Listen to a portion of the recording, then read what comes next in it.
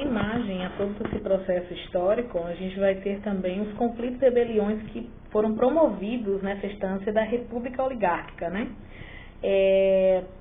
Desde o final do século XIX e início do século XX, a população já se dividia, né?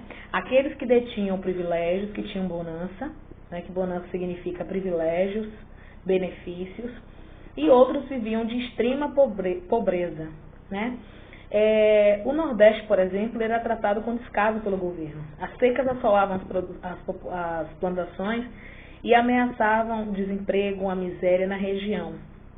Principalmente porque o contexto histórico nos mostra que a maioria das pessoas predominantes daquela região eram ex-escravos. Então era uma sociedade escravocrata, helenista, né? Que tinha uma elite formada e pessoas em extrema miséria em decorrência da marginalização histórica vivida, desde que eles foram libertados pela Lei Áurea em 1888 sem nenhum aumento, né, de direitos. A partir desse agravante, inicia-se aí vários processos. Ele é relativo ao que a gente vai compreender agora, que é a Guerra de Canudos, como ficou historicamente conhecida. Trata-se de um movimento que configurou-se por uma figura de um beato, que ficou conhecido como Antônio Conselheiro, conselheiro pela questão dos conselhos que eram abordados na sociedade naquele momento. O nome dele era Antônio Vicente Mendes Maciel, né? E conhecido popularmente como Antônio Conselheiro, como ele passou a ser conhecido. Nesse artifício, ele se torna o principal personagem histórico desse contexto, né? Desse movimento, essa rebelião. Durante todo o governo de Prudente de Moraes, Conselheiro ele começou a congregar um grupo de pessoas que deveriam formar um vilarejo próximo à Várzea do Barris, né, no Arraial de Canudos, interior da Bahia. E a partir dali ele começou a promover que essas pessoas tivessem uma certa relação de movimento a partir do momento que ele começou a ditar um caráter religioso esse movimento, que era uma forma de chamar essas pessoas, né, como muitos dentro do valor histórico utilizavam da fé cristã para se promover. Nesse momento aqui não é o caso de Antônio Conselheiro em relação a se promover historicamente na fé cristã, mas era uma forma de estabelecer uma certa comunicação com aquele povoado, com aquelas pessoas que viviam em situações de decadência. A situação ele começou a ser mal visto dentro do contexto histórico a partir do momento que ele começa a mexer com os coronéis da região e com a igreja. Os latifundiários começaram a perder a mão de obra barata, porque as pessoas já não queriam mais trabalhar, né, da forma que estavam, até porque o próprio filme A Guerra de Canudos, que é um filme belíssimo e mostra toda uma dimensão, apesar de ter uma parte humorística, ela mostra toda uma dimensão de um povo que era explorado em relação a altos impostos direcionados pelo governo e que, em grande maioria, eles não tinham mais o que doar, a não ser sua própria casa ou seu próprio gado. Então, com Antônio Conselheiros, eles viam a partir dali uma mudança. Em decorrência disso, os latifundiários começaram a perder essa mão de obra barata e se agregando a conselheiro, e a igreja começou a perder seus fiéis também. Outro motivo que a procura justificava a rivalidade com Antônio Conselheiro é que a República datava Antônio Conselheiro como um promissor da volta à monarquia, né? Apesar dele ser a favor da monarquia, Antônio Conselheiro, em momento nenhum do seu movimento da Guerra de Canudos, ele citou que seria um posicionamento dele em razão a voltar ao regime, né? Mas o Estado, como repressão e como justificativa para confrontar todo o perfil de Antônio Conselheiro, agregava-se a isso, fazia esse levante. Assim, a pressão de todos esses discursos deu-se o início do chamado conflito de Guerra de Canudos. Esse conflito ele teve uma margem de 4 instâncias, né? Ou melhor dizendo, de 4 embates entre a República e a população que viviam naquele arraial, né? Cientes de que toda a resistência promovida naquele momento daquele movimento, ele tinha um fundamento cristão e ideológico, né, da comunidade em relação à miséria que eles viviam, né? Então a ideologia de Antônio Conselheiro era vigente a isso. era a condição que aquela comunidade vivia naquele momento, não era a relação de conduta contra a república como propriamente dita. Todos dispostos a dar sua própria vida, e o resultado disso foi um massacre e destruição total da população em 1897. Então, assim, depois de 3 embates, o quarto foi fatal, né? Em 1897, eles doaram sua própria vida em razão daquilo que acreditavam como mudança, né? Antônio Conselheiro foi promissor disso. A gente vai ter outro também, saber histórico, principalmente em relação aos sertões. Existe um livro de Euclides da Cunha que fala dos sertões, que é uma singularidade que fala, né, sobre a luta de Canudos, essa resistência dos sertanejos. A gente vai ter ele aqui, Euclides da Cunha, e que ele fez uma relação, né, frente à pressão da brutalidade das forças republicanas e a polêmica dos grandes centros urbanos do Sudeste, uma realidade do sertão nordestino. Então, a integração, o acompanhamento dos rumores de conflito, o jornal Província de São Paulo, né? Província de São Paulo, conhecido hoje como Estadão, enviou a Euclides da Cunha, né, como escritor e jornalista naquele momento. A gente vai ver ele lá nesse contexto do filme Euclides, o filme da Guerra de Canudos. A gente vai ter esse personagem, né? A todo momento, ele em toda instância, mesmo com toda a guerra acontecendo, ele lá junto, correndo atrás das matérias, incentivando a população de alguma forma, e ele noticiava todos os desdobramentos daquela instância que ocorria, né? Ele foi de uma grande importância. Ele tem uma obra, né, a obra dos Sertões de Euclides da Cunha, ela tem como uma importância central no cenário de cultura moderna, né, nos meios literários atuais. É uma obra de grande marco brasileiro, um ensaio de caráter literário, histórico e sociológico, com pontos de elevação de uma elite letrada, né? Uma população massacrada pela miséria e pelo rastro da escravidão. Então, ele denota esses passos que foram bem agravantes dentro do contexto histórico, de uma população que era elite, né, que eram os que possuíam essa bonança, e a outra margem, a gente vai ver aí a expressão que ele utiliza, né, o rastro da miséria e da escravidão que era vivenciada.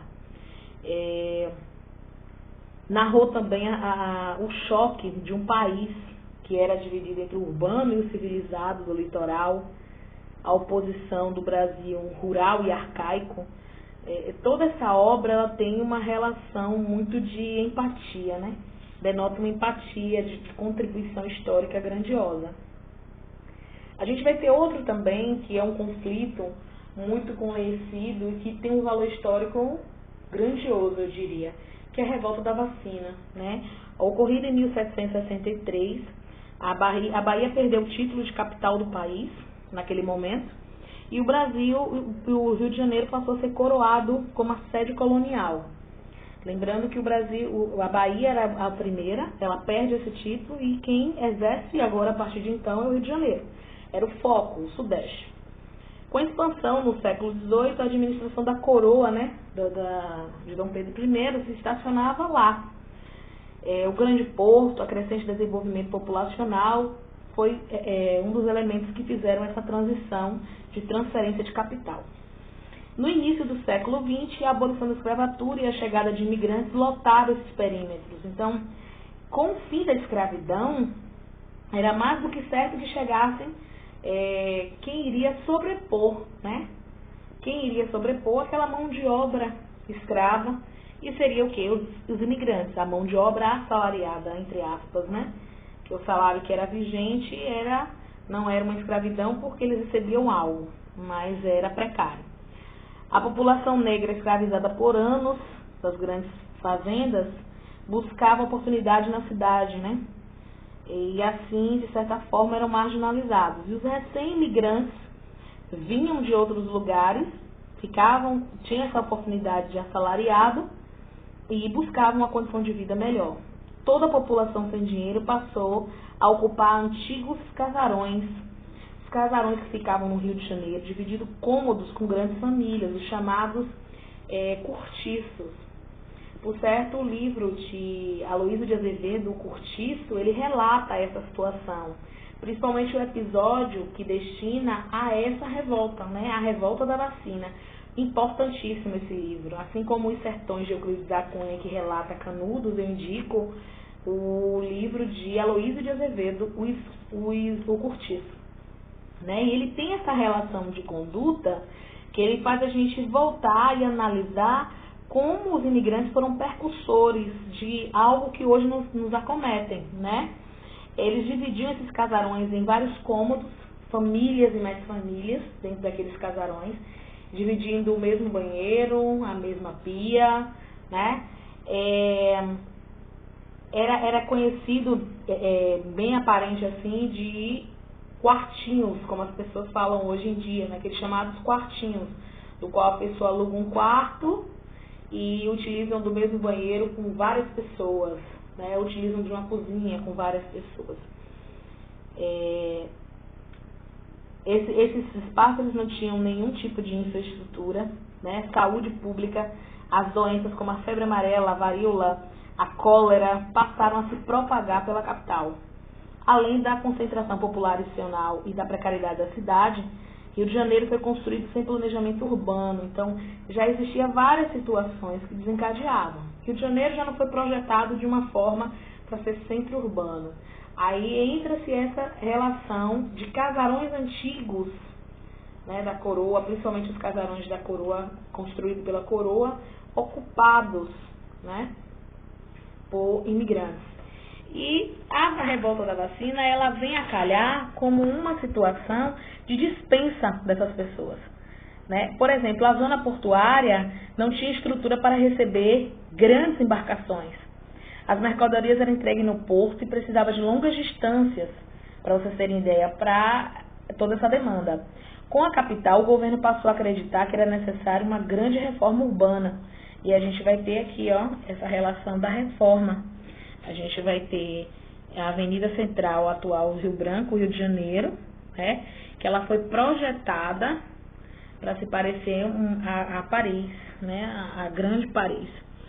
Esse projeto de urbanização, ele passa a ser avaliado pelo presidente Rodrigo Alves em parceria com o prefeito Pereira Passos e o médico Oswaldo Cruz. Nesse projeto aí, esse Oswaldo Cruz, existe um instituto, né, em homenagem a ele.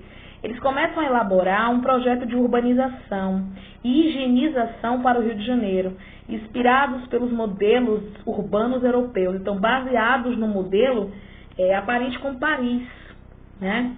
O intuito era alargar as ruas, reconstituir a zona portuária e modernizar a capital, tirando o ar colonial da cidade. Então, era uma forma de modernização naquele momento. Mas esse processo da revolta da vacina, ela fica conhecida como higienização. Oswaldo Cruz é um médico responsável naquele momento. E a revolta da vacina, ela é propagada como uma forma de exterminação de pessoas mesmo, não era da doença, né? Os problemas começaram uma forma de programas de reforma que foi executada. Autoridades sem nenhum tipo de esclarecimento começaram a projetar. O projeto higienista passava a se revelar, expulsando populações pobres dos centros urbanos a migrarem para as zonas periféricas da cidade. Então, o projeto, ele não era um projeto de vacina, né, para as pessoas, para eliminar a febre amarela, a varíola, que naquele momento era o grande ápice, né, dos centros urbanos. Eles utilizaram desse argumento para projetar um outro projeto, que era o projeto higienista, né, já ocorrido em outras capitais, né, da Europa, em que quem estava à frente de todo esse processo era Oswaldo Cruz em relação a essa higienização. A revolta da vacina, ela culminou no que chamamos hoje das zonas periféricas ou ainda as favelas. As grandes favelas do Rio de Janeiro, com a extensão de altos levantes, né, a subida do morro, ela começou a se propagar a partir daí. Os casarões foram desarticulados, alguns destruídos, né, quando havia resistência, e essas populações pobres passaram a subir o morro e construir suas casas daquela forma, né, em determinados ambientes de abismo mesmo, que a qualquer momento poderiam haver a derrubada, né, os barracões, os chamados barracões. Esse processo das zonas periféricas, ela acumula o que hoje a gente tem no Rio de Janeiro. A gente tem a Zona Leste, a Zona Oeste, a Zona Norte e a Zona Sul. Essas divisões, elas foram propriamente ditadas por uma relação de conduta de renda, de classe, divisão de classe, né? Essa relação de classe também a gente vai ver muito mesmo aproximada e de uma demassidão bem ampla, a gente vai ter em Brasília, né? Pelas regiões divididas, a zona do pobre e a zona do rico. E o Rio de Janeiro foi feito esse projeto, né? Foi feita uma divisão de quem era o rico, que merecia estar nos centros urbanos, os centros destinados, como hoje a gente tem, né? O Leblon, né? Toda aquela área, né? A área promissora da elite e a área periférica, as favelas, destinadas bem de grande extensão ao ponto de mostrar um certo distanciamento. Então a gente vê uma conduta de um projeto maquiado, né? Começa a partir dali se mostrar toda essa relação que os cortiços da região foram desapropriados. Não era por uma questão de higienização no sentido da doença, era a higienização da população. Isso desabrigava, desamparava, né, deixava as pessoas à margem de qualquer tipo de situação. A situação, a gente vai ver aqui a imagem dos barracões criados, ela foi decretada a vacinação obrigatória. Havia uma epidemia de varíola, que eles utilizaram desse artifício. No período se instituiu-se a visita de batalhões, né, as medidas autoritárias, e isso criou uma revolta chamada como Revolta da Vacina em 1904, um confronto de repressão, polícia e tropa do exército e da marinha. Quando o episódio terminou, a polícia decretou prisão de todos os indivíduos que fossem vistos circulando pelo centro, sem comprovação de emprego e moradia. Olha que interessante, né? Como a conduta ela é seletiva, como a conduta ela nos mostra uma seletiva. Quer dizer, depois de todo o confronto, os indivíduos que fossem vistos circulando pelos centros urbanos, eles teriam que comprovar a moradia naquele determinado lugar e ainda assim um emprego, né? Pobres desempregados não tinham esse acesso. Então começaram a originar as construções nos morros, com tábuas, pedras, né? O que até hoje conhecemos. Essa ilustração aí, ela nos mostra essa descentralização de comunidades carentes. A reforma foi levada adiante em 1906, quando Rodrigo Alves passou a faixa presidencial a Afonso Pena. O novo Rio de Janeiro passava a ser a cidade maravilhosa. Que relação de cidade maravilhosa nós temos, né? Uma conduta histórica extrapolada, defasada, e que muitas vezes as pessoas não têm essa relação de conduta do que significa. E essas políticas higienistas, o que elas são, né? É uma corrente que nasceu na Europa, então ela já é uma relação de profissionais de saúde que buscam diminuir um surto de grandes epidemias. Olha a relação de conduta deles. O projeto de higienização, ele é um projeto para diminuir os surtos epidemiológicos, sendo que com o passar dos anos, os estudiosos começaram a avaliar que era um discurso de apropriação, que se propagava, na verdade, a ideologia do ódio e do preconceito. Assim como as políticas higienistas, é geralmente como a expressão utilizada para uma cena de uma elite local, né? A elite local utilizava desse instrumento para maquiar. No início do século XX, o discurso do médico Oswaldo Cruz justificou a destruição de lares, deslocamentos de famílias no centro do Rio de Janeiro em prol de uma proposta de reforma urbana, né? Quando, na verdade, essa reforma urbana que eles queriam era um projeto de modernização que ia valorizar a questão econômica do Rio de Janeiro. Rio de Janeiro era promissor, então não podia ter pobre, né? Pessoas que não tinham nenhum tipo de condição, não era para estar nos centros urbanos, era para estar distanciado. E se a gente for avaliar na nossa conduta atual, a gente não vê uma margem muito diferente nos nossos dias, não. A gente não precisa sair muito longe para fazer essa avaliação. Hoje, na nossa conduta atual, se você buscar alguns bairros de Feira de Santana, você vai ter essa relação dos bairros nobres e os bairros de pequenas infraestruturas, de pessoas mais carentes, né? Você vai ter bairros com uma relação de conduta, eu diria assim, em relação à apropriação de saneamento básico, estrutura de asfaltamento, questão de transporte público, uma relação de pessoas com nível escolar. Então, tudo isso, se você for avaliar, essas citações que eu fiz, você vai conseguir identificar bairros dentro de Feira de Santana que tem um distanciamento de tudo isso. E você vai identificar outros bairros aqui em Feira que tem toda essa promissão, né? Segurança, saúde, né? Centros urbanos. Eu citaria, por exemplo, o bairro Santa Mônica, né? O bairro Santa Mônica, que fica ali bem próximo a Getúlio Vargas, ou ainda o Parque Getúlio Vargas, que é bem próximo, apesar que a gente teve uma mestiçagem de territorial, né? De mudanças, mas mesmo assim a gente consegue identificar. O centro de Feira de Santana hoje ele é um centro mais comercial, mas a gente consegue identificar algumas moradias que trazem essa conduta de pessoas que têm um bem, né, que têm bens, né, que são pessoas com bonança. E aqueles miseráveis, os chamados miseráveis, numa instância de distanciamento. Então não precisamos sair muito longe para a gente identificar esses fatores.